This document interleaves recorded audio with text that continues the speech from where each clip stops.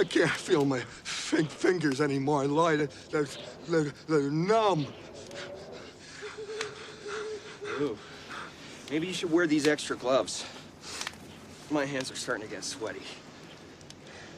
Extra gloves? You've had this pair of extra gloves this whole time? Yeah, we're in the Rockies. I'm going to kill you. What? I'm gonna kill you! I'm gonna kill you, Lloyd! Calm down. Right now, I'm gonna kill you! Harry, you got that crazy look in your eye.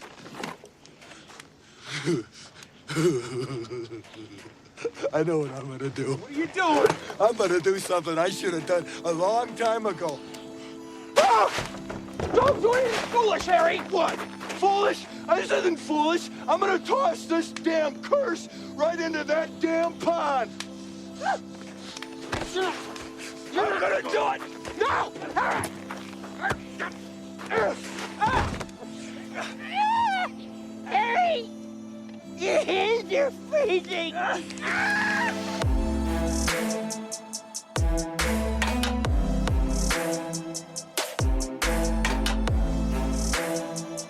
All right, welcome back to another week of Muskies on Tap. We got an awesome podcast ahead. We're going to be talking about the Musky Bender weekend that just happened. I had a whole crew of guys, put out suckers, did a bunch of casting, caught a bunch of fish. So that'll be exciting to talk about. On the line with me, I got Max Manti. How you doing tonight, Max?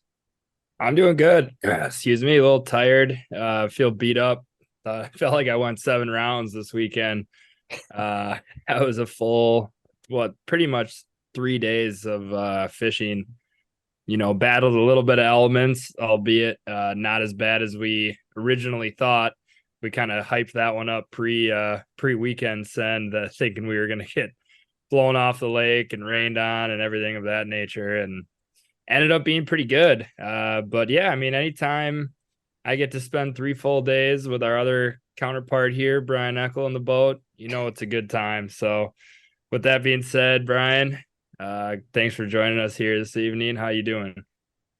I'm doing great. Can't complain too much. Like you, I did wake up feeling hungover, even though I hadn't drank the night before. I've just been beat up from a lot of casting, a lot of throwing big rubber pounder baits, and yeah, my back's going through it a little bit today, but had a blast this weekend. What do we get? 11 fish total between the two boats, 7 guys.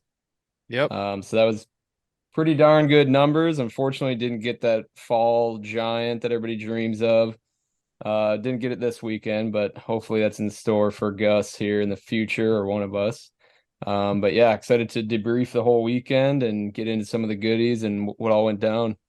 Yeah, it was a really good crew up there this weekend. We had, 7 of us. We were running 4 out of Gus's boat. It was me, Gus, Brian, our buddy Jack, and Mitch Lund brought up his boat, and had 2 other guys, Parker and Sam, hopping his boat for the 3 days. So we kind of tackled some new water together, did some exploration, fished some water that was familiar to us as well. So it was kind of a good mixed bag of it all.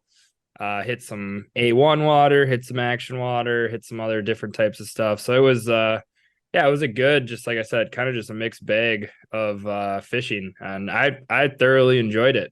Got beat up a little bit Saturday, but Friday and Sunday were highly productive and a lot of fun.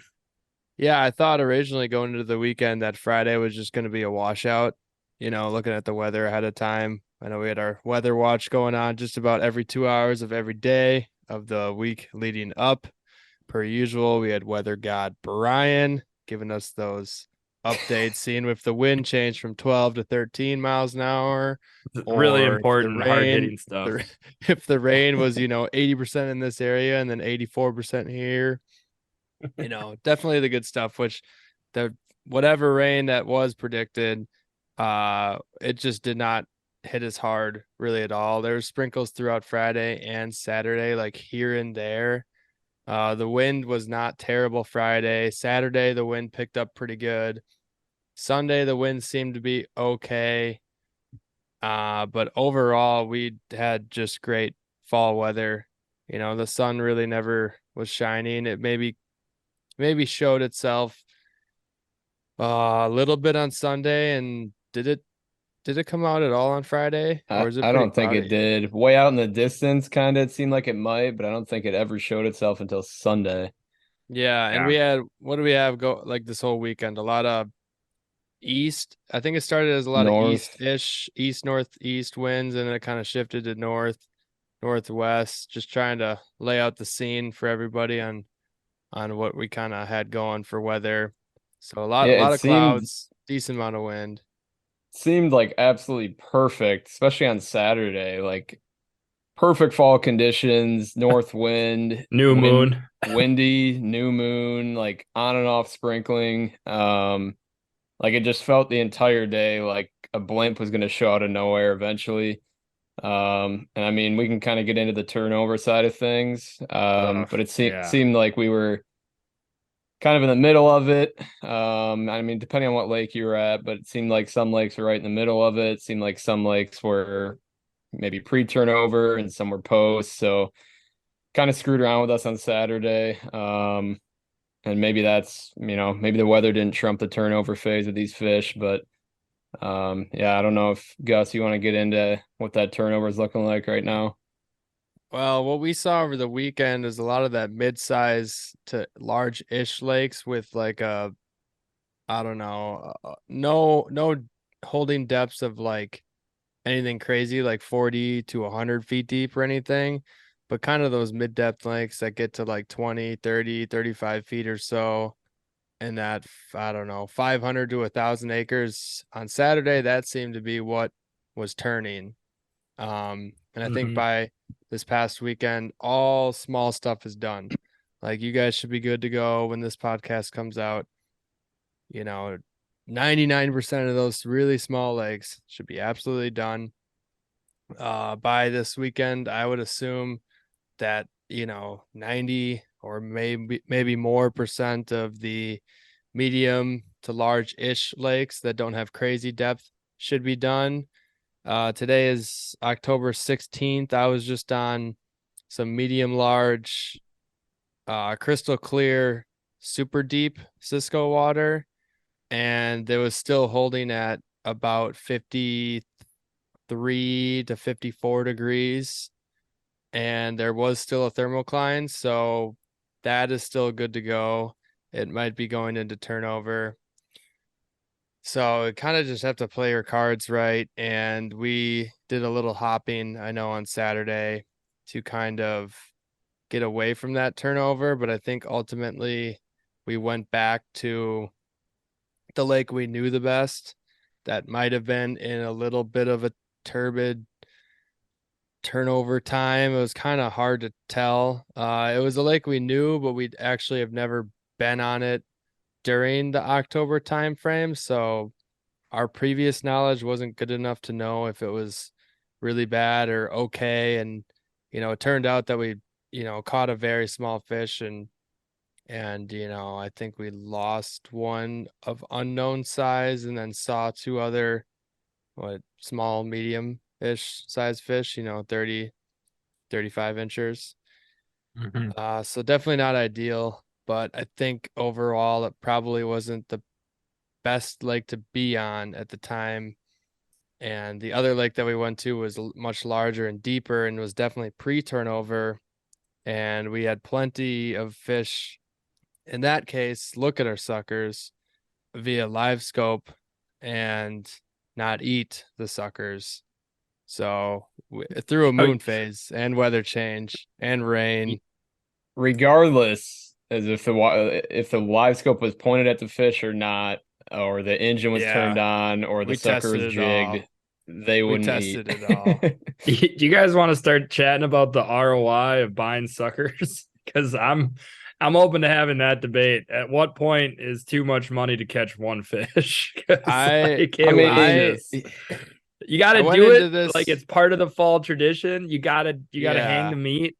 And I thought we presented it well, but like, I mean, God, I mean, I don't think I've ever wanted to sell a live scope more than after this weekend, after watching fish after fish after fish. It was come up. entertaining. It was entertaining. It, broke up the Kept day, us on chopped it 'em. up. It gave us something to look at. Yeah, it kept us on. I mean, it's got its pros, but like after seeing fish after fish after fish come up and look, I mean, I think we counted how many fish on Friday? Looked at suckers, probably close to 20 fish on Friday. It was a ridiculous amount. I mean, we had one looking at a sucker, I think, before any of us 3 or 4 started casting. First day, first morning. We were like, yeah, there's one already on it.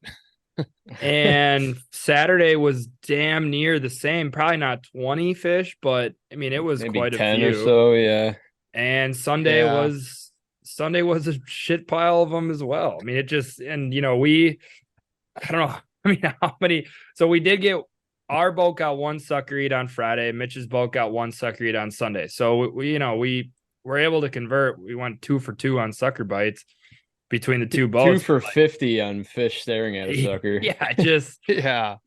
like if there's any unconventional way that you can hang these things to get maybe some more reaction strike. I don't even know. Not a reaction strike, but just like just have them chew it. It just seems crazy to me that they'll just kind of come up and look and be gone a minute later. It definitely sucks. Like they were hitting lures like crazy this weekend. I mean, tallying up the amount of hits and fish like raised and stuff like that on lures was a lot. But like the sucker aspect, I mean, we'd watch on live scope when a muskie would come up and look at a sucker, it would like swim away really quickly. And I would think that would be such a great trigger for a fish to go and eat it right there. You're talking about the sucker. I mean, we had sucker now. We had good suck. Yeah, we had really good suck. Yeah, solid suck. Suck didn't do its job though, which is It did not. frustrating. No. No. Kids walked in. But yeah, it was so weird that like with the baits were moving fish. We got some really good reactionary strikes and but we also had a ton that were super slow and lethargic on it, and then they come in super low on the follow. You wouldn't be able to see it, but we'd pick it up on side or on live scope, and then they drift back to the sucker and they'd stare at that for 50 yards and then disappear.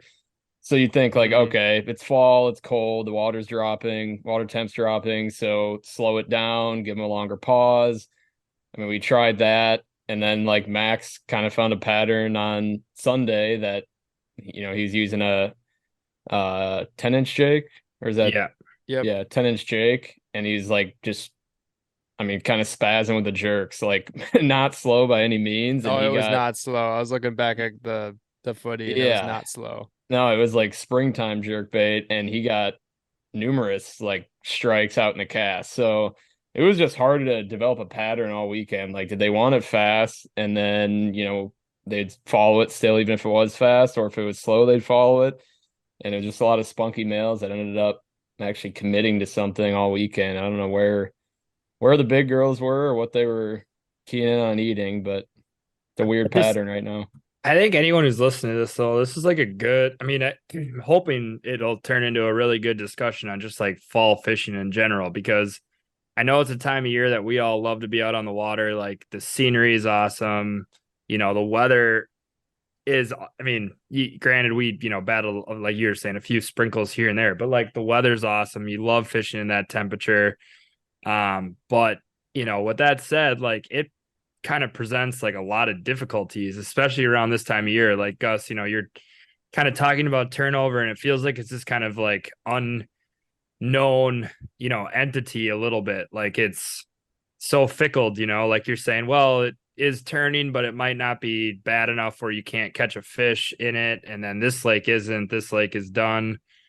There's just a lot that goes into it. Yeah. There's a ton. It's more than just like the science behind, the top of the water column getting more dense than the bottom, and then, flipping the whole, thermocline. And not every lake has a thermocline. Not every section of a lake has a thermocline. Sometimes only the deep Right. holes of a thermocline.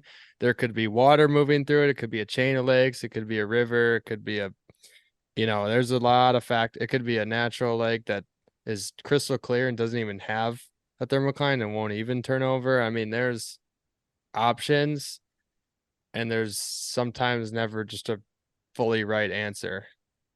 So Gus, like, people, that are tuning in, like, if you could provide any kind of beneficial insight on how to tackle this time of year, like, obviously when everything is pre-turnover, we've kind of touched on that. Fish push up shallow. It's a great time of year, but we're kind of in that fall migration now where, we did find success this weekend at times. What do you think we did well, or what do you think people could kind of do this time of year to help kind of just navigate through turnover and have some success? So that is an action-packed question. I'll try and narrow it down as best I can, or really not. I'll give a good amount here.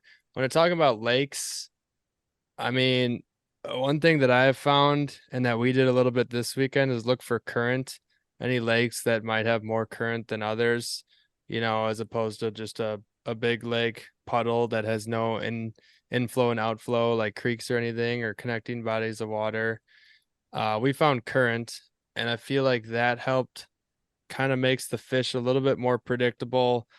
And you just fish, closer to the deeper holes and find rock and wood structure. I mean, I don't think we found too much action in weeds. We did a little bit when I think we were on that lake that was starting to turn over, but that's just because it was in that state, whereas the other times we were fishing for sure post turnover, or at least colder water, where the fish are a little bit more predictable and hanging around those types of structures like steep breaks, wood, rock, cribs, stuff like that.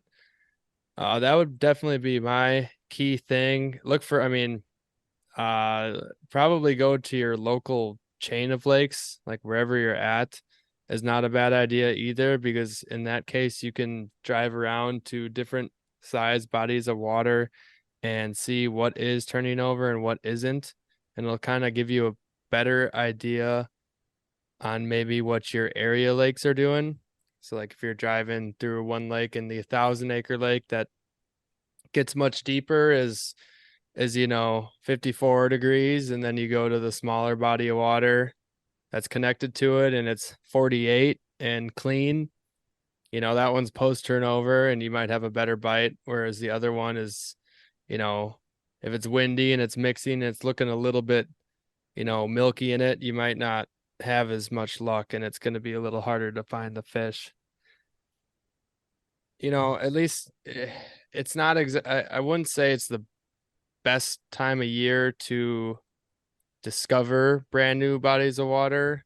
I know, Max, you and I one year I think went to a brand new lake, and we went there the pretty much day it was in like the worst turnover ever. Yeah. I don't think we learned a damn thing about it. I don't think that's super helpful. I'd maybe stick to like pick 3 lakes that really well, one big, one medium, one small. If you have the time to just kind of look at them and make sure which one is pre, post, or during turnover. If they're all in turnover, then might have to pick another or stick to some do a little driving. Do a little driving. And as for locations, I kind of dove into that a little bit. I mean, through this weekend, if you guys remember, we were pretty much sticking on to rock and wood and steep like almost the whole time. I think we went into weeds a little bit, like I said, and it paid off a little bit, but the fish in the weeds have been very meh on bites. It just seems like those fish that are kind of setting up in their ambush points in the fall are just a lot more willing to eat. That's for sure. If you get them in those steep ambush spots. And probably 2 really key things that I look for when I'm out in the water, especially going to water that I know, and maybe if I don't see fish in spot that I know really well and think is a very good fall spot, or if it's a place that I've had luck on in the past, is one, look for bait. Bait is super key. There's a few days that I benefited off of just driving around for like the extra 10 minutes looking for bait, even though it was a body of water that I knew extremely well. And I knew that there was one spot where they like to set up all the time, but it was like vacated with bait. And another thing to go off of, and this usually goes hand in hand with finding a spot with a lot of bait, would be once you find one muskie and say you're not having luck really anywhere else, just keep hammering the absolute crap out of that one spot, because we saw boatloads of fish in the same spot. I know we can elaborate on that a little bit more, but I mean like tons of spot. Last week I had a guide trip and we went to this first spot that I just kind of knew there should be some fish set up on. I honestly didn't know that there's going to be this many.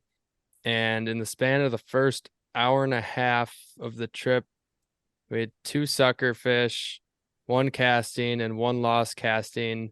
And I remember at one point on live scope with 2 suckers out, we had 3 fish on them, 3 fish looking at them. And we just went around in a circle 3 times, like probably 2 hours, and got all that action in an hour and a half. And there was just so many fish there. It wasn't like a summer where you just, pound and move what, pound whatever spot you're fishing and just keep like picking apart spots that look similar. This is like the fish are here, the fish are stacked on the spot.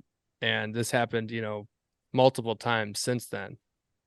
Yeah, I mean, that was probably my biggest takeaway from not only what you just said, but from what we experienced this weekend was the 2 big things. And one of them you didn't quite touch on, but you kind of alluded to. But the one obviously major thing is fish are stacking up in certain areas. So when you find one, it's like what you just said. I mean, either go back to it and revisit it multiple times a day, or just like stick around and keep hammering the absolute piss out of it until you can get a few more to go. Because the second point, I think, is the windows that are so classic in the fall being very tight windows. That could not have rang more true. Like, it just so happened this weekend that they were heavily involved, heavily kind of revolved around the majors. We had a big afternoon major every day, and we had a minor that pretty much coincided with at or around sunset. And we actually squeaked out the sunrise minor on Sunday morning somehow. That was a miracle. Both minors were more productive than the midday major. True. Yeah. I mean, we got bites during the midday major. Super action. But super action all came around that new moon set that kind of coincided with sunset as well. And we can kind of touch on Friday. I mean, I guess like diving into kind of the whole Musky Bender weekend. I mean, we had 7 guys, 2 boats. Friday, first day we were on relatively, I would say, new-ish water, especially for this time of year. And what we stumbled across probably midday on Friday and kind of stuck to was like one of the more incredible things I've seen. I mean, we moved that one fish Friday afternoon and we're like, oh, maybe they're around here. You had been to that area before. You said it looked good, but you had never even seen a fish there. Granted, again, you haven't been there at this time of year. And so we're like, well, we'll stick around here. And then what proceeded to happen after that was like ridiculous. I mean, I don't even know where you want to go with it. It's just like, so many fish. We might as well just start off and just go through the Musky Bender weekend, since this is Friday. I mean, this spot was just like, it was good once you kind of see it and once we fished through it, but it kind of was a little more unassuming at the start and honestly didn't hold like a lot of bait. And I know at the start of it, when I was saying like, oh, I've fished it before, in the minimal times I've been here, and I've never seen or marked a fish here. I know that that probably didn't give very much confidence to you, Brian, or Max, or Jack, in the boat. And I know that just getting around the tip of that one section of the area, I do remember Max, you look at me, it's like, yeah, this spot's giving me kind of bad vibes. Should probably we should probably like just move on to back to where we caught the ones during the day. That like, in my defense, I do that half in parody because I think almost 90% of the time after I start shit talking a spot that you like and I don't, there ends up being a fish there. So hence why I am not a fishing guide and you are. But I mean, I feel like that's a pretty good ticket, actually. I think you should be thanking me every time I start shitting on one of your spots because you typically prove me wrong. A good pattern. Yeah. When you say that, that makes me more so want to say like, no, we're staying here. We're sticking it out. It's an automatic 10 more minutes. That's the response. Seriously. Like, oh, you don't like the spot? All right, we're staying here. Yeah. So I just want to say, like, this spot where we had just this incredible spurt of action, and it's something that I've like become really fond of in the fall is neck downs. And like this spot specifically was like, a 2-lane highway wide neck down with like 2 super steep walls on each side. And like Gus said, there wasn't a ton of bait in there. Usually, like if we fish a steep neck down on a lake, like you'll see a lot of baits stuck in there if it's like kind of that main lake highway or whatnot. But this spot was also adjacent to an even steeper drop off. It was kind of like a T intersection where you had this, steep wall going along the front of it, and then this little neck down that stuck out of it. And so I think it just set up as like a good ambush point, for like maybe these muskies staging up into the shallower neck down, but kind of like waiting on bait to come out of this deeper water running by. And we had that same success in like these, quote neck down areas, I guess, on Sunday where it'd be a super steep bank on one side. Maybe the other side wasn't like, as drastically steep, but it was adjacent to like the main basin of the lake, or potentially like a current inflow from the creek or whatnot. So I don't know. We've had success in these neck down areas like every fall, and it just seems like once these fish move out of the weeds, they sort of follow these bait into these deeper, skinny, deep sections. And that's how that spot's set up.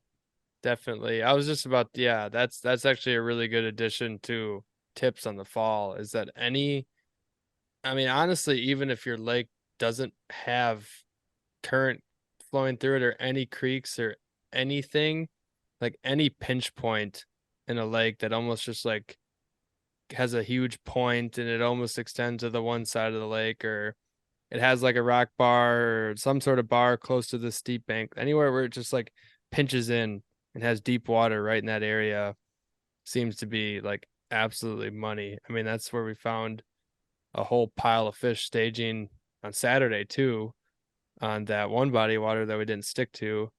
That was the same thing. So honestly, the entirety of our spots that we fished and had all that action was pretty much a lot of neck down areas, like very much so. Sunday too, now that I think about it. And what day? Sunday too.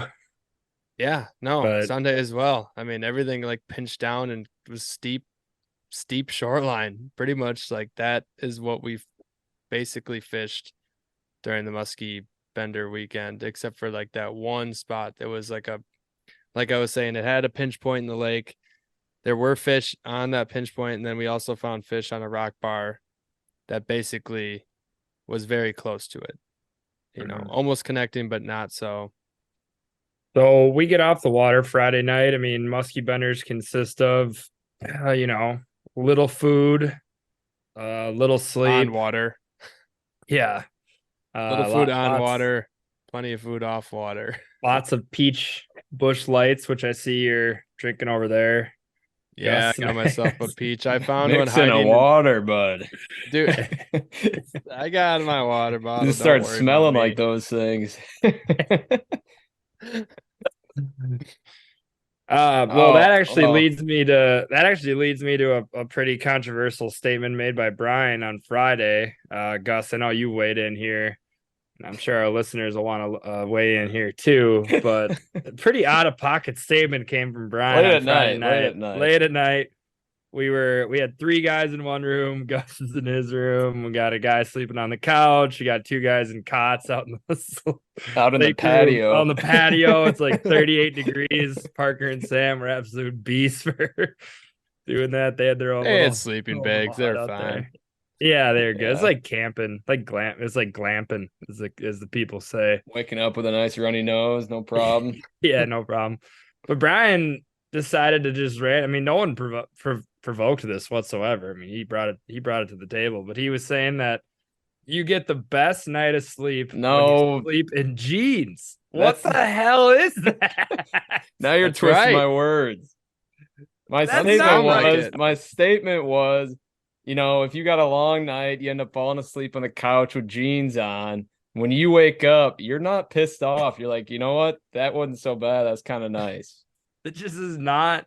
I hate to reopen this. I hope to reopen Pandora's box, but I've never ever in my life woken up in jeans and been like, yeah, this is it. I'm gonna just crawl into bed tonight and rock some jeans.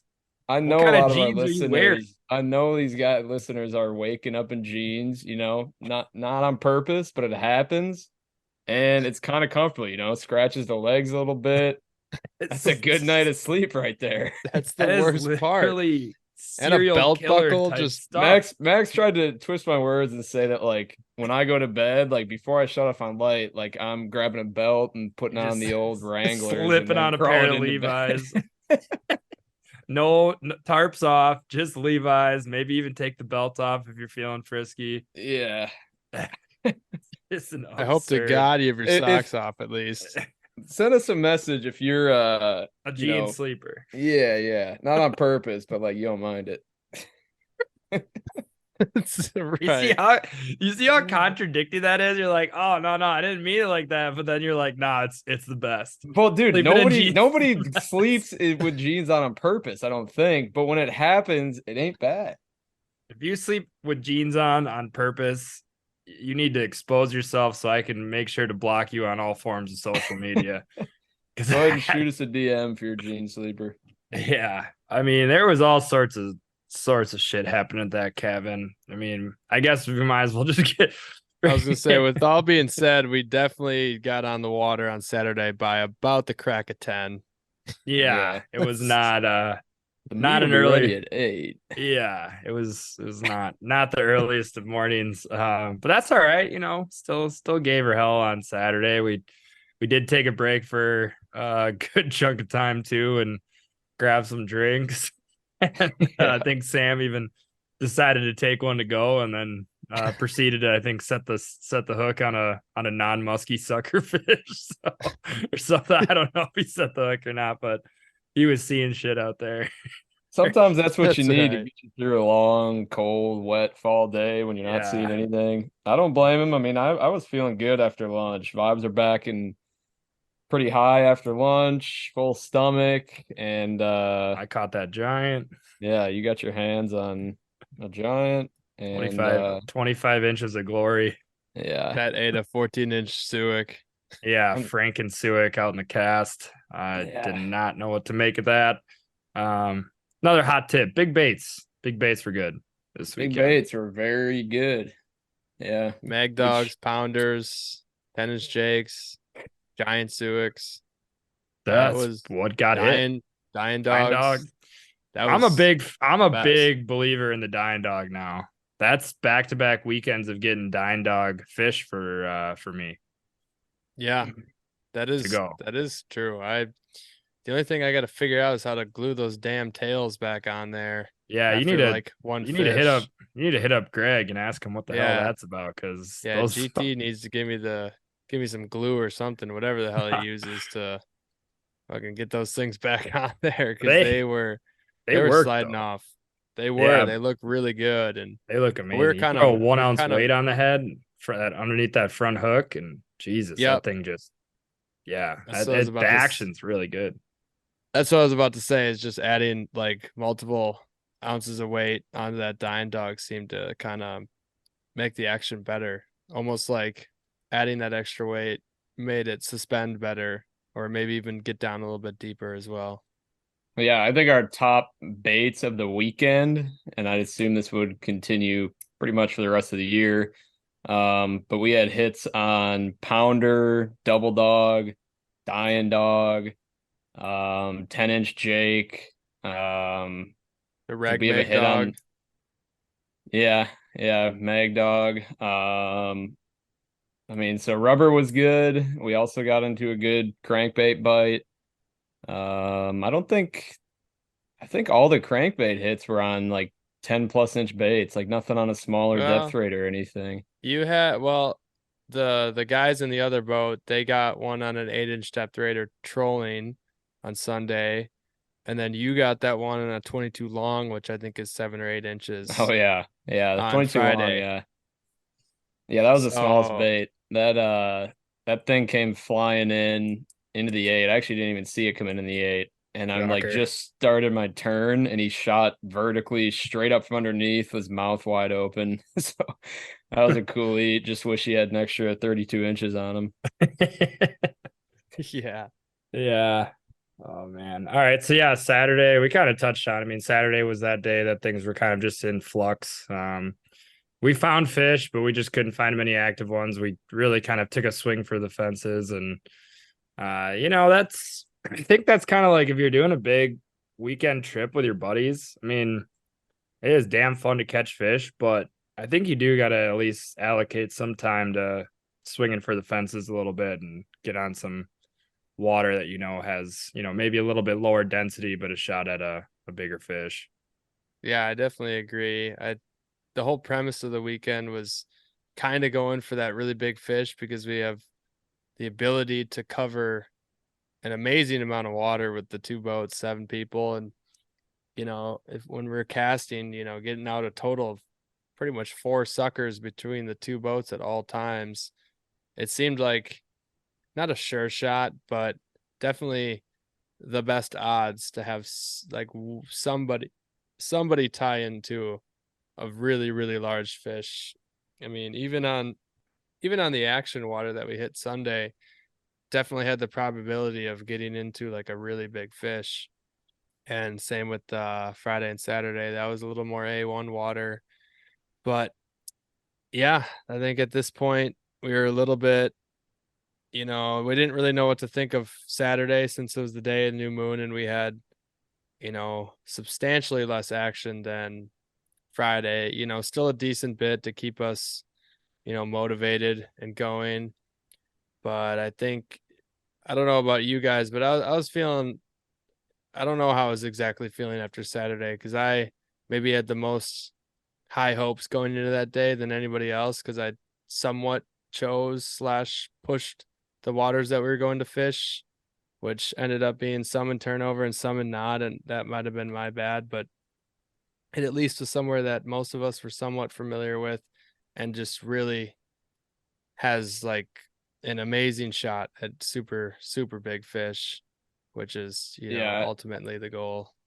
I was pretty pissed off, I guess, from Saturday, just because, like you said, trophy waters. The conditions seemed perfect. It seemed like a big girl was going to show up. We kept saying like every hour, like, I just keep seeing one below my feet. Never happened. And I mean, we fished it till pitch black. I mean, maybe even 20 minutes into pitch black, and Mm-hmm. didn't get any action. I didn't want to leave because it just felt like it was close to happening and it had to happen.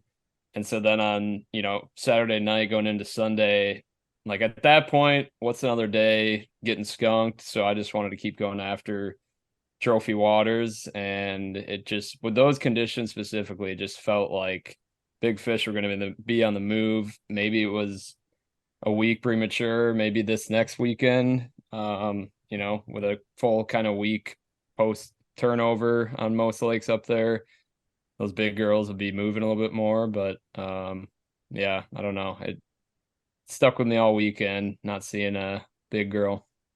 Yeah, they might have been just moving too much.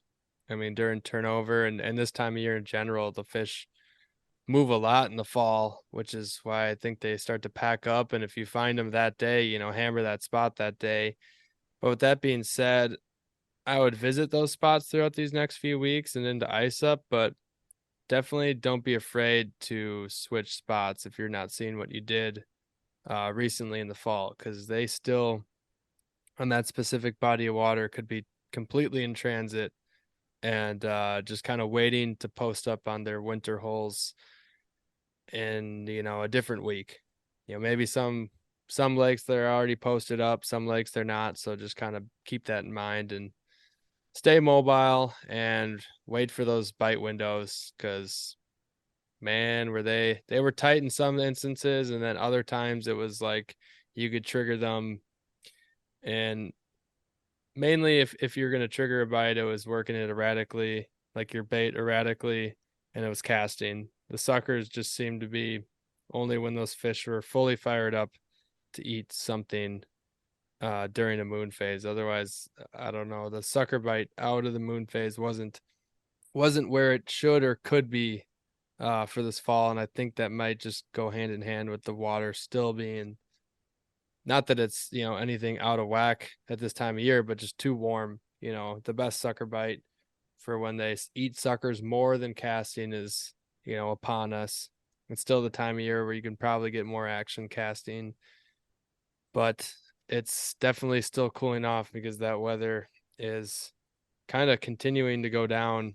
We're getting a little ebb and flow of a lot of highs in the mid 50s, low 50s, kind of creeping back into the high 40s for a few highs coming up, and all the lows are in the 30s and 40s. So that water will be dropping still on certain lakes. Smaller lakes, they'll probably even out for a while and not get like too cold. It'll definitely be in the upper 40s, but a lot of those big lakes should hold above 50 for a good bit of time now.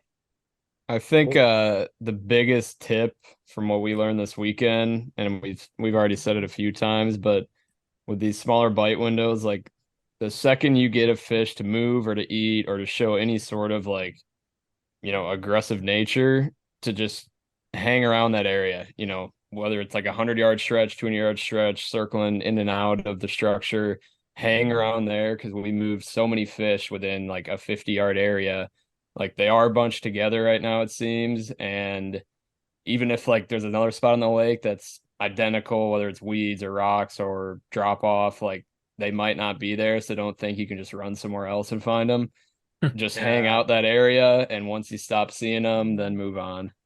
It's not a run and gun time of year for sure. No. That's what I was saying. Like the play on looking for bait first, or kind of fishing through a spot through moon phase is is really important to be able to find these fish. I mean, it just blew my mind. Like on Friday when Jack, he ended up catching a nice fish, but like literally could have caught 3 muskies in a span of like 17 minutes. Yeah. All were nice. I don't even know if it was that long. Yeah. It felt like shorter. One of them was like 12 casts. Well, that was around the same time I had a follow. And then I can't remember if it swiped at it in the 8 or if I just saw it come in and then it disappeared, I think. And then I think it was literally the next cast, maybe 20 yards down that shoreline, steep shoreline, like second jerk in, I get pounded. So like 2 casts in a row, you get a fish. Jack had pretty much the same thing happen, like farther down. So it was crazy. Brian, you ended up catching 2 fish this weekend, but I think you got a little bit unlucky, or maybe you had needed to shake a little rust off. You got some weird eats this weekend. You had, I don't know how many opportunities you ended up having, but man, I brought in, I had two rubber baits I brought back, and I was quiet because I was kind of like, was that my hooks getting tangled or was that a hit? And then I look at the rubber bait. I think both times I turned to Gus and go, were there teeth marks on this bait's head? Nope. And I'm like, well, I just missed one. And I'm like, oh, come on. No. Just a nice inch we deep burned so many fish in that one spot. We ended up catching 3 fish in that area. We had a nice 4th one to boot that day, but I mean, we ended up catching 3, and we probably stung, I don't even know how many more. Stung probably another 3, and then saw another however many you want to name on side image or live scope. Yeah, it was nutty. And the funny thing is you weren't able to actually really see these fish on live scope. Like they were holding super tight to cover. This isn't like a situation where we're just, shining it around and being like, oh, there's one, there's one, there's one. I mean, it was like you wouldn't see them and then they would just appear, shoot out from a rock, come out from the bottom. Like they were very, very tight to this cover. Like you had to really pull them out of it. All of the eats were in the beginning of the cast, now that I remember, and the eats and misses were like way out in the cast early on, tight to that drop off. Mm-hmm. So it was definitely landing in their face, getting their attention. They saw the bait twitch, I don't know, 1 to 5 times and decided to eat. And if they didn't, it was like up to the boat, and then it was look at the sucker for a little bit and then peace out. Yeah. And that was kind of how we noticed that there was more than just the fish that we caught and, had hit, or the fact that we would side image one maybe late on a follow, or somebody would just see one and then we'd turn live scope back at the suckers and then they'd follow it. And we'd be like, this is ridiculous. And how many fish are here? We went back and forth there 4-ish times or something like that. Oh, yeah. Couple circles. I don't know. It was pretty crazy. Well, so yeah, that kind of takes care of Friday and Saturday. Saturday night we were paid a visit from the ghost of Christmas past, I think, or at least Gus was. Gus, you want to touch on what happened to you Saturday evening? Was that Saturday evening? I thought that was maybe Friday. Oh yeah, it might have been Friday. Okay, it was Friday. Was it Friday? Okay, my bad. All right, well then, yeah. What you want to touch on your encounter with a definitely a ghost? Well, I woke up in the middle of the night and I was sleeping on my own in my room. It's a queen bed, it's got plenty of space other than myself on there. And I woke up in the in the middle of the night and felt a little rustling going on. A little wrestling or rustling? A rustling. Oh, okay. No wrestling. Wasn't one of them tall blondes you've been talking about, was it? No, sir. No, sir. And I didn't know what was going on. I was so out of it and so like still in a sleepy trance, or what, that feeling when you're like half asleep, basically. Or maybe even those nights where you like get up half asleep to take a piss and then go back to bed. It was like one of those. And I don't know if I just kept like moving and like nudging whatever the hell was going on. And then all of a sudden that wrestling stood up, went off the front of my bed, and then just like walked back into the other room where you, Max, and Brian were sleeping. And I knew it was just like, a person that came into the room, and I didn't know what to make of it right away. And I just went back to bed. I was just like, whatever. Somebody else will figure it out. Or another insane move. It was probably just one of the other guys that just walked in here, and I just assumed that and went back to bed. And then woke up in the morning and sent a text to the group chat and said somebody came and slept in my bed at some point and then left at 4 a.m. when I woke up. And everybody's kind of like pacing around like, wait, what did you say? Like, wait, it was like so shocking. I'm like, that's not a normal thing to just be like, hey guys, like there was somebody in my bed last night. Like all the doors are locked. Like what? No, they weren't all locked. Okay, yeah. Well, yeah. I mean, just don't add that. That would be really weird. Doors aren't locked, but your door wasn't locked. But not at all. What house invader is stumbling across 7 other grown men to get to the back bedroom to crawl in for a quick 20-minute power nap? Yeah, he would have had to. The invader had to go through a lot more than just to get. If it was, he probably had jeans on. Yeah. He was feeling sleepy. No, this one had anglers on. This one had dark sweats and a dark hoodie. And I thought when I sent that text in the morning, it would be like somebody would immediately text back and be like, oh, I sleepwalk a bunch. And then it was immediately response with everyone's like, what the hell? Like, dude, why didn't you do anything about that? Why didn't you get up and like investigate? And I'm like, I don't know. I was tired. I figured something, it was just normal. Somebody was sleepwalking. I love how everybody was like, "Oh man, glad he didn't come into my bed because if he did, it would have been on site." Yeah, like everybody's like, Gus, you watched him walk out of your room, this figure walk out of your room, and everybody else is like, I'd have jacked his ass right there, cracked him over the head. And then when we found out it was Jack, he's like, "Oh yeah, I actually sometimes wake up on the couch randomly at my apartment." We're like, "Oh okay." And Gus is like, "Yeah, he was wearing dark sweats and a dark hoodie." And we all look at Jack, and he's wearing the black sweatshirt and black sweatpants, and he's like, "Yeah, it's probably me." And then it shifted, and everyone was like, "Well, why didn't you come and lay in my bed? What's so special about Gus's bed?" What, scared to crawl into a twin bed? Come on now, Jack. It's hilarious, dude. I was dying. So yeah, I was just goofing that you got paid to visit by a ghost. It was definitely Jack, Yeah, who is not a small man, by the way, former D1 No, tight end. I knew I knew it was a large figure leaving the room, and I know you at first, before you, Max, realized that it was Jack, you were pretty tweaked out about that. You're like, I don't want no ghosts in here. Yeah, I mean, I spend a lot of time up there. I'm not trying to get a ghost be sleeping with me at random times of the evening. Definitely sketch. Funniest part of the story before we move on here is when you were like, yeah, I just kind of like woke up as he was leaving the room, and then I rolled over and the whole bed was warm. I was like, oh, he had been there for a while. He might have been, but I'm a deep sleeper. I don't really wake up from much at all. I'm surprised I even woke up in general. Honestly. That's true. When you got a 6'6" grown man crawling in bed with you, and I think it's more shocking that you didn't wake up instantly. Yeah. I don't know either, Whole dude. bed probably turned over. I don't know, man. All right, let's move on from that. Lock it up. Happening. Let's lock it up, boys. So rolling into Sunday, I think a little bit earlier, Brian kind of touched on it. He was, all right, I guess, with the fact that we hit trophy water and, just didn't get exactly what we were looking for and wanted to just like keep pressing on that.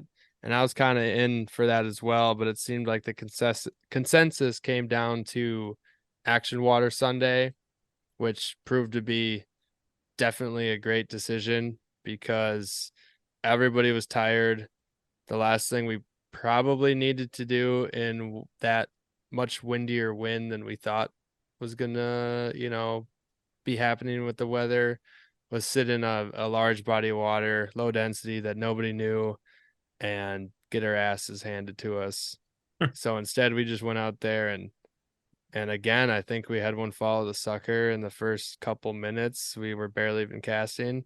We're like, all right, this should be not easy, but this should be fun.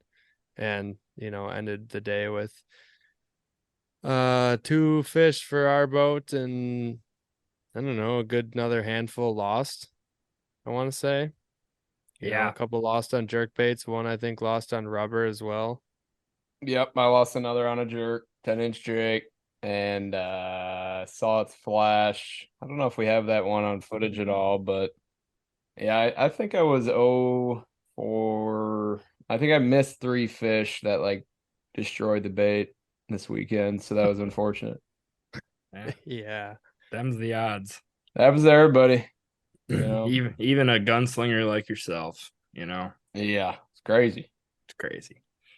Gus, you want to touch on kind of the power of the crankbait at times? Like we talked about that in the boat on Sunday. Like when that bite is hot, it feels like it's the only thing you can catch fish with, and it's like really, really effective. It's not all the time, but when it fires up, feels like you could really put a hurting on them doing that. Yeah, it was dominant.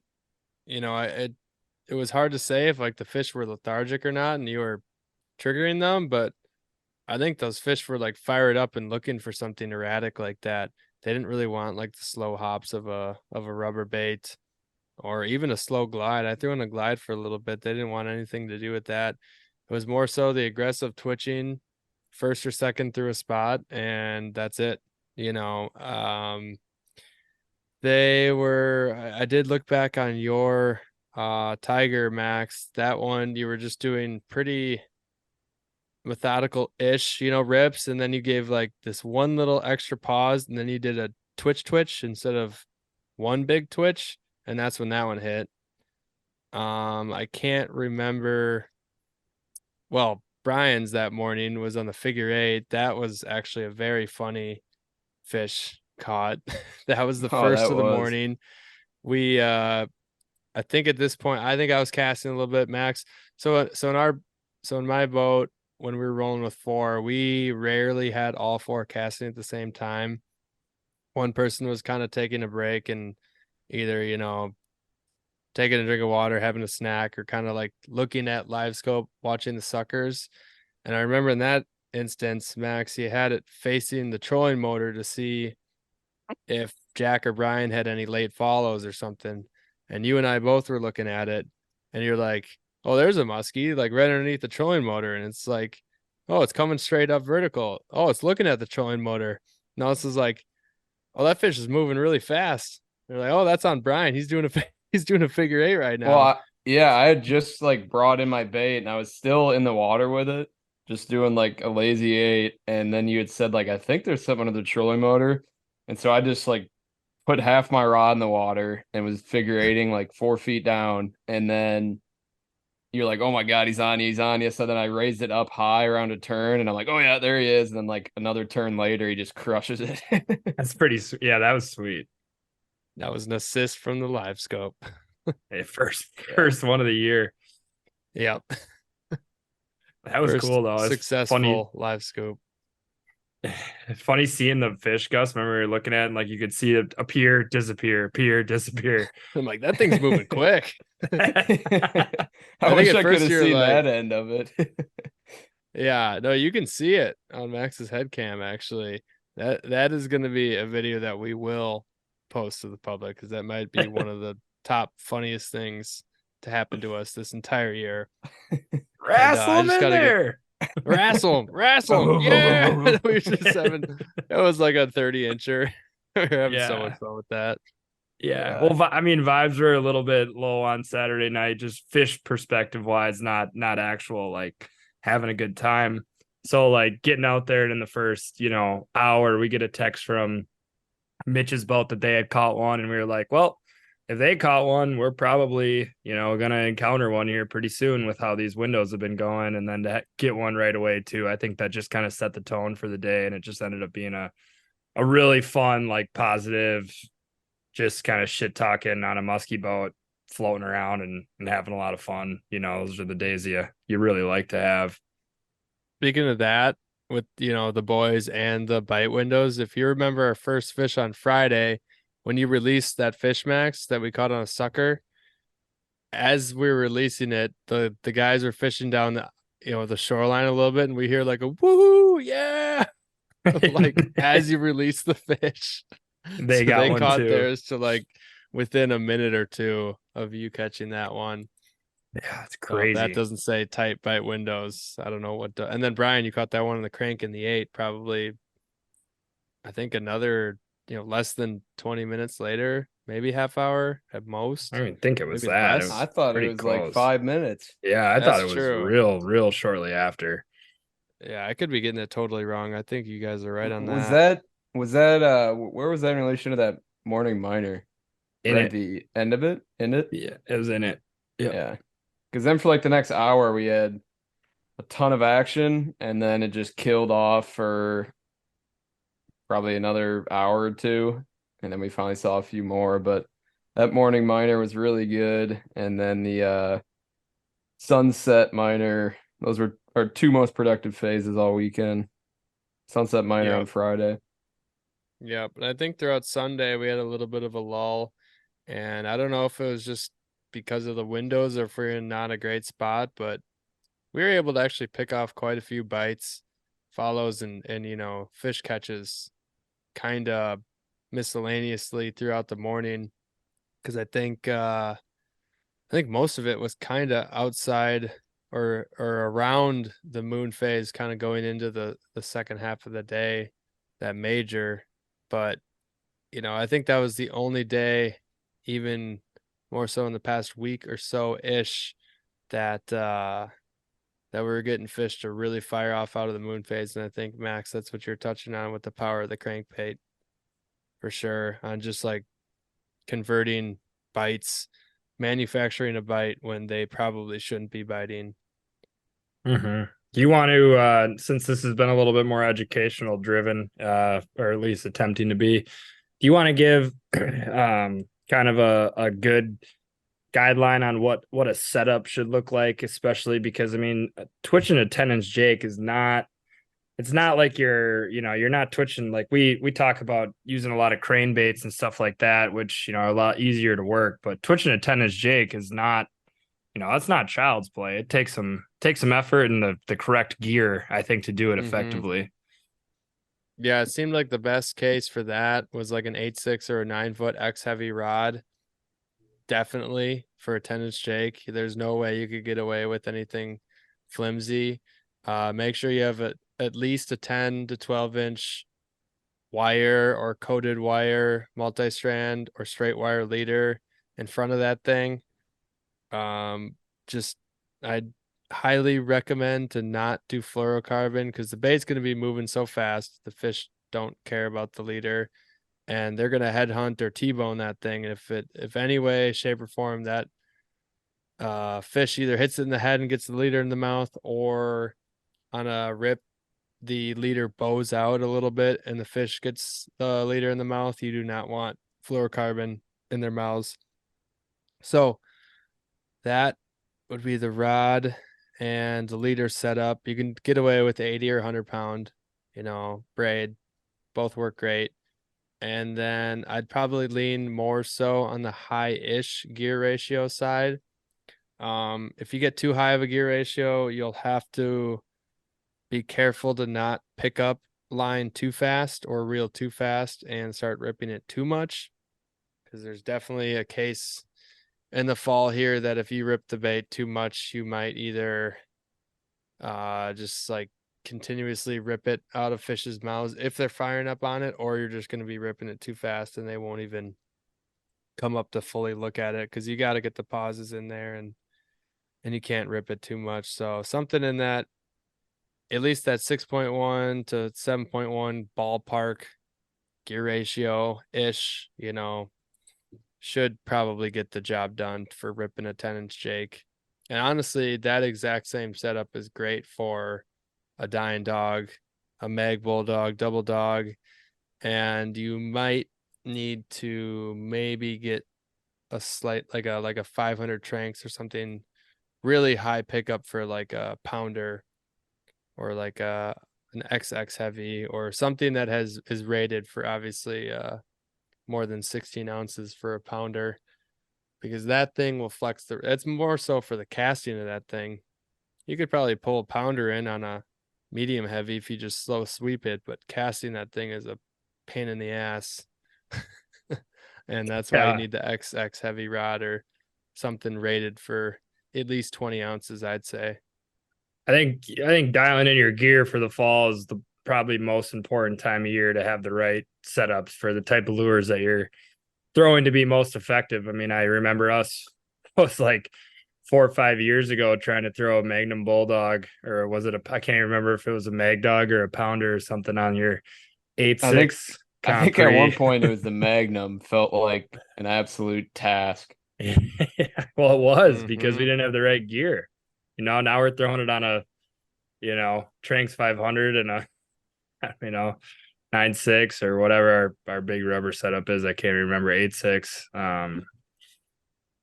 But like, it's a game changer. I mean, especially when you're putting in those long hours and multiple days in a row of fall fishing, like it's worth every single penny to go out and get the right setup for that type of fishing. Yeah.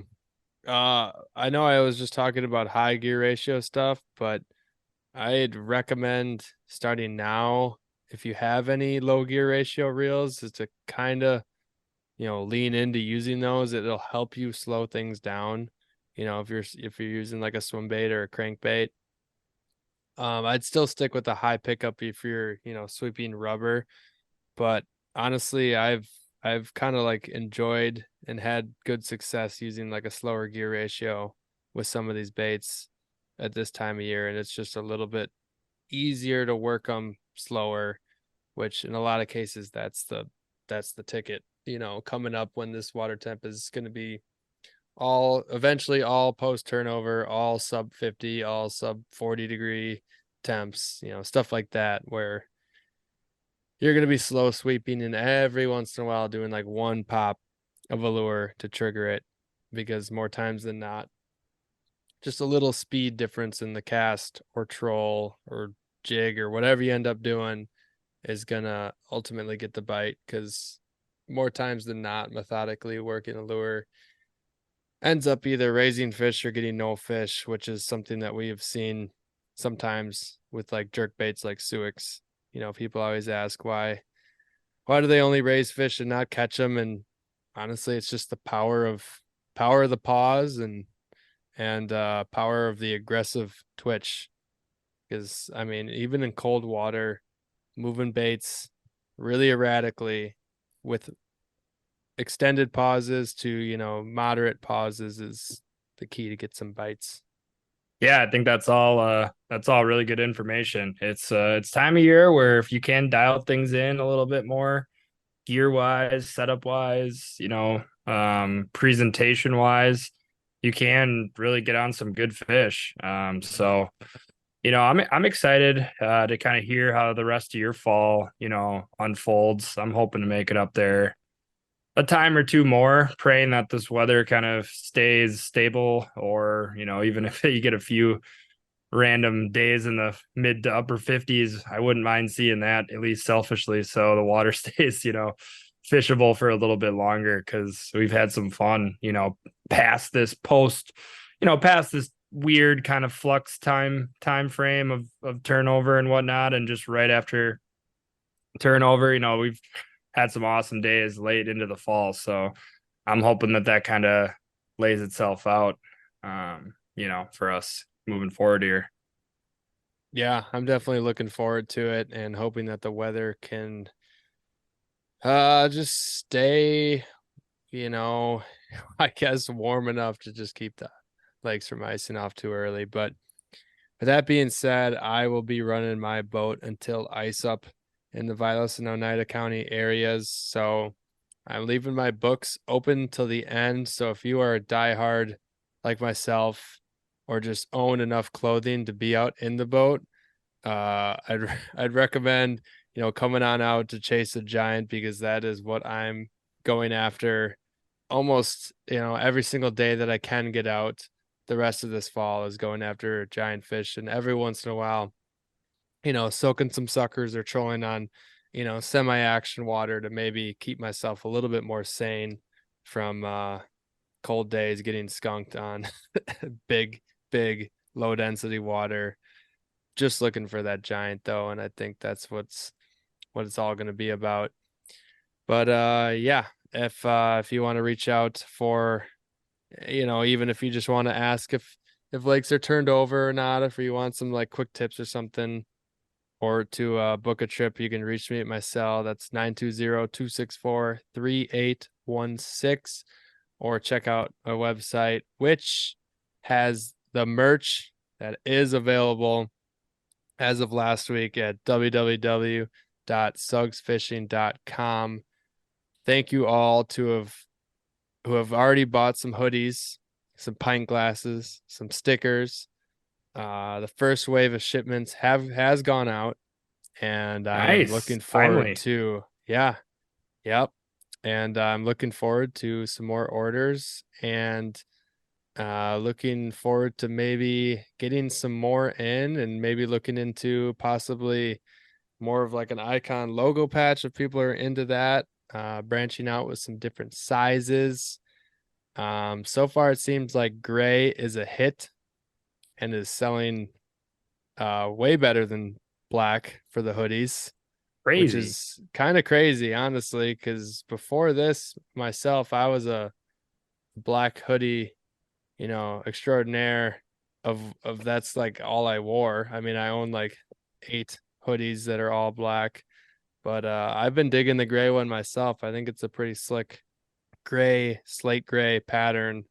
And I think it kind of just looks good with the logo. It just kind of it fits well with it. And I don't know, maybe that's why people are digging it more, looking to branch out other than black hoodies. Yeah, no, like I've said, I'm happy with how it turned out, and excited to see where some of the orders have been placed from, kind of all, across the board. We'll have some Mott logos kind of out in the West Coast, down south, out east. It's going to be hilarious. I mean, I was looking at our analytics the other day. I hadn't done it in a while, and I was pretty shocked to see that I think we're at like 47 of the 50 states have tuned into this. So, like, if you ever are wondering if Wisconsin still has some, pull in the muskie world, and, it kind of once was the epicenter, a little bit of muskie fishing, I think people are still in tune, whether they've, done trips in the past up into the Vilas and Oneida County area or whatever. But I think it does hold a lot of nostalgia for people. And I just thought that was kind of cool. I mean, I think we're missing out on listeners from New Mexico, which is a real shame. I can't imagine there's too much musky fishing down there. I think Louisiana was another state we haven't had a listen from yet. So I know Brian spent a little bit of time in Louisiana, so I'm not sure if you made any friends down there or anything, because none of them have tuned in. And I think Hawaii is also not tuned in yet. So we never got Hawaii. Yeah, no. Alaska. If you got any friends in New Mexico, Louisiana, or Hawaii, you want to learn or try to learn or listen to a few guys bullshit about musky fishing, you know where to send them, I guess. We have anybody outside the United States tuning in? Yeah, weirdly, well, actually, way more than I ever would have thought. A lot of England. Gus, you kind of looked into that at one time. Some Russian folks, some Definitely a lot of Eastern European pike fishermen, Northern European pike fishermen, I think. Oh yeah, their pike out there are as big as muskie somehow. I think they probably follow maybe some of the similar seasonal migrations potentially. I am completely talking out of my ass with that one. I don't know what the pike do in Finland, but we've had somebody from that neck of the woods reach out on our Instagram and say that they're listening, and I mean, that's pretty cool. So shout out that guy, and or anyone who's remarkable. If anyone in Europe or and elsewhere outside the United States listening to this, thank you. I hope that hopefully we can entertain you enough if you're tuning in, because it's just kind of cool to me, I guess, / a little funny. Those pike guys in Europe with those like majorly large pike must look into the muskie industry and use some of the lures that we use for muskie to get them. I'm sure they do. They use a lot of big like rubber giant out swim there. baits. Yeah, giant swim baits, it seems like, is what they love to use. Because I don't know how much they key in on blades for the most part, but definitely large rubber and jerk baits, it seems like. I wonder if there'll ever be a push of European pike manufacturer type baits making their way over here, and if anyone's been doing that, gotten ahead of the curve, or if it ever will happen.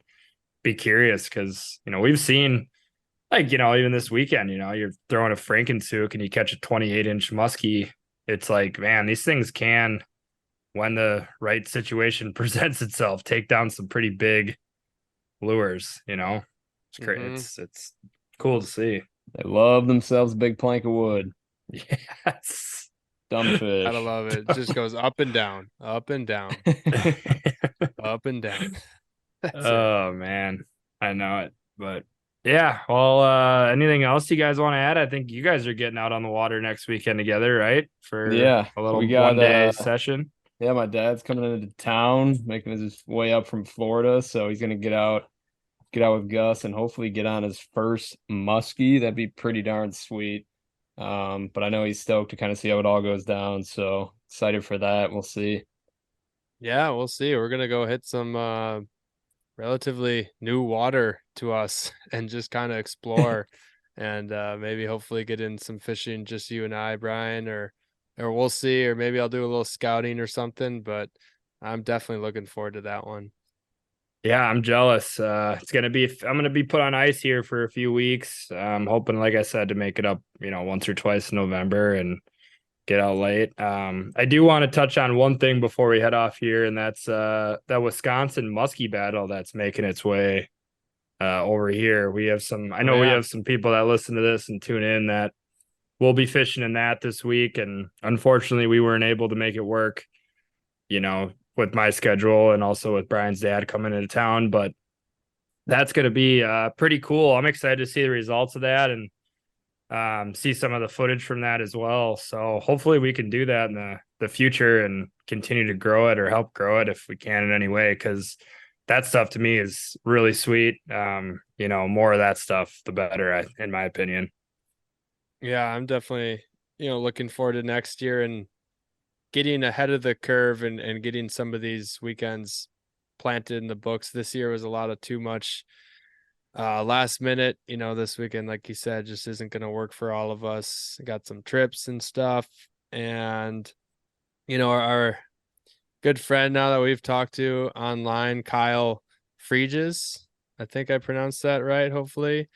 But he's part of Cabbage Dragon Media. I think we've given him a shout out before from possibly a Q&A question, but he ordered a Mott hoodie last minute, and he's like, "Can you have this delivered to the Muskie battle?" And I'm like, No "Sure way. thing." Awesome. Sure thing. Yeah, oh yeah. Got some extra stickers in there to help distribute to the guys there and keep us there in spirit, even though we're not able to make it. I was actually DMing with him on the Muskies on Tap page, and I joked around. I think I told him that it's scientifically proven that if you wear the mod hoodie, it actually increases your chances of catching a fish. Not sure where I saw that data. I don't think the report was peer reviewed quite yet, but I do know it's under some serious scrutiny from people that are taking the other side on that. But There's some data on it from this weekend. There's been data and on prior, it. and prior. Your guide trip, Gus, your client, also a listener to the podcast. You guys went out on a guide trip and he was rocking the Mott hoodie. And what happened? He catches 3 fish over 40 inches. I mean, it's like, okay, I don't know how much more proof you guys need. Facts are facts. They just help you catch fish, I guess. So just straight facts. I think it was the threading or something in the sweatshirt that really kind of, calls the Muskies in. Garment dyed. Saying. Yeah. Right. So it's obvious. Yeah. Well, anyways, that's cool. He'll be rocking that during the Muskie battle. And like I said, I'm curious to see how the results go. I think there's a lot of cool places you could do the Muskie battle and spread out some boats and tackle a lot of water and, getting some of those Minnesota guys to come east and fish some northern Wisconsin lakes would be awesome. Hammer some 35 inches with us. Wrangle them in. Come over to God's country. Yeah. Yeah. No, in all seriousness, we got big fish too. We've been putting some big fish in the net. Like Max said, in that guide trip, we got actually 4 over 40. That was my client was so gracious. He just after we already went 3 for 4, he's like, "All right, you need to cast." And I'm like, "Oh, okay, sounds good." And I think another 2 hours later, I myself hooked up with another fish in that low 40-inch class and ended that day going 4 for 5 with all fish being over 40 and one of them being over 45. And that was a trip for the books and pretty remarkable, split on casting and suckers. So hoping for some pretty amazing action packed days like that the rest of this year. I'm just looking for that bite each and every day, finding which lake's going to be hot and which one's going to be producing something like that where the fish are firing up on all sorts of structure and spots in that lake. But I think with that being said, I think that's a wrap on Musky Bender 2.0 of the 2023 season. Probably last Musky Bender of the year. Oh, hard to hear. Yeah, Hard to hear. That day. I'm is not tough.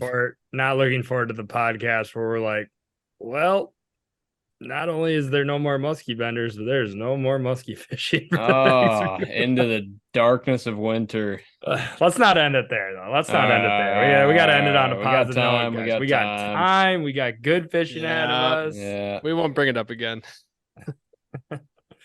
Yeah. Well, that brings up one last thing before we can sign off here, Gus. You look, I know we're keeping you here, but direction of the podcast heading into the late fall, into winter. What do you guys think? I think it's, for sure the weekly thing and the updates that we're given for sure week in and week out, I think are super important.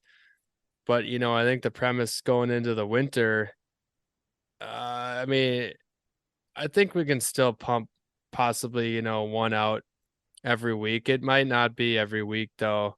I mean, the stuff that we mainly talk about are stuff that we're doing on the water right now. Whether that be a musky bender, guide trips, having good days, tournament fishing, that's kind of what we mainly are talking about. And I don't know if we can talk about Q&A, every single week of the entire winter when all we have to do is stare at a wall of baits and unrigged rods and reels and snow. So Yeah, I true. think we're just gonna come up with some kind of cool ideas and maybe do some mega podcasts, and then once they're edited, just roll them out and just give people a crap load of content, I guess, to get them through the winter. Whether that might not be every single week, just at least, like we said, we're probably going to get together with some of the PMTT guys and kind of do a whole recap on the year. Probably get in touch with the guys that we just had up for the Musky Bender and just kind of chat on how, things went during their time maybe, or how their season went, good fish stories, big catches, stuff like that to just keep us through the winter. Yeah. And I mean, we got a good array of guests, booked for the future. I mean, like you said, we got some exciting stuff with some PMTT buddies that we fished with throughout the year. I know we've, talked about maybe doing a collab podcast with the Hunks. That would be awesome. Yep. They're like the goats that just riffing like a 3-hour pod. That's Yeah. like take We a gotta page get out of them their on. book and get them on and take a page out of their book and just riff for a while. And so it'll be good. We got like I said, we got some good guests in store for the future. A lot of awesome guides we're hoping for, that we've chatted with, that once some other guides that once their season wraps up and they're not as busy, maybe getting them on. So we'll have that. And then also show season 2. It sounds like you're going to be pretty active at the Muskie shows this winter. And, so we'll probably touch on some of that stuff and hear about your time there. So yeah, we got a lot of good things moving forward. So it's not all bleak and summer's, closed and fall is moving quickly as it always does. It's still got a lot of good things here in the future for sure. Yep. I completely agree. All right. Well, I think that puts a wrap on this week's podcast. I think I gave out some of my guide info and number earlier. You can also reach us as a group at the Muskies on Tap Instagram page, which is just at Muskies on Tap. DM us with maybe pictures of you wearing your hoodies, hopefully the new merch or something like that, or where you got your stickers. Hopefully, holding a muskie in front of them. That would be best case scenario. We would love to see that. We want to see as many as possible, and we'll repost those and talk about them here on the pod. But also just going forward, I think I kind of touched on water temps again. It's going to be a little more variable now this time of year, but like I said, I was just recently on deep clear water and the water temp was still holding above 53 to 54 or so. And that smaller water should be creeping into the low 50s and even the upper 40s and being post turnover on the smaller stain stuff. So just keep your eye out. When in doubt, go into the local bait and tackle shop, because a lot of times those guys, and I know a few of the owners and people that work at the stores in town here in Eagle River, they talk to so many people, and people give out, kind of more information than you think about lakes, and they kind of just listen in on all of it. And, by a day or two, they have like some pretty updated information on what lakes are turning over or not. Like, don't be afraid to ask them about a specific lake. I know a few of them in town, they pretty much know damn near every single lake in the whole area, so they'll definitely point you in the right direction if you're really unsure on where you want to go.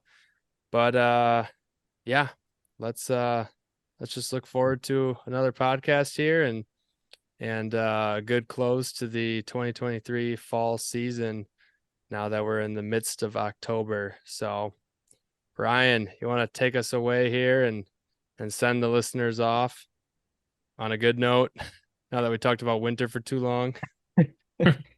All right, everybody, make sure you stay warm before this winter rolls in. No, I'm just kidding. We got a long time coming up here with Muskie. Still on the docket. Big girls are going to be on the move. Big girls need loving too, especially this time of the year. And we're gonna be hammering here for a few weeks. Gonna need some good luck this weekend with the Pops. Hoping to catch a giant, set into an absolute refrigerator. Hope everybody else has some good luck this weekend. And make sure to lock your doors at night so you don't see a big figure scampering across the room like Gus. Peace. Peace. Peace.